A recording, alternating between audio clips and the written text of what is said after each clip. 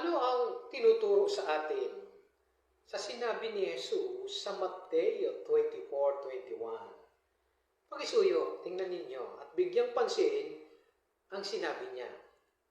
Dahil sa panahong iyon ay magkakaroon ng malaking kapigatian na hindi pa nangyayari mula ng pasimula ng mundo hanggang sa ngayon at hindi na mangyayari pang muli.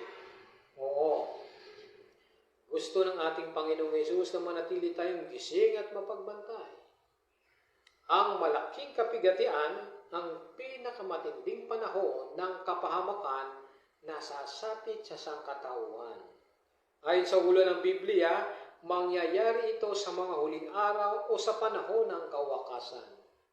Gusto ni Jehovah na maging mapagbantay tayo at maligtas sa sistemang ito na malapit na niyang alisin at wakasan.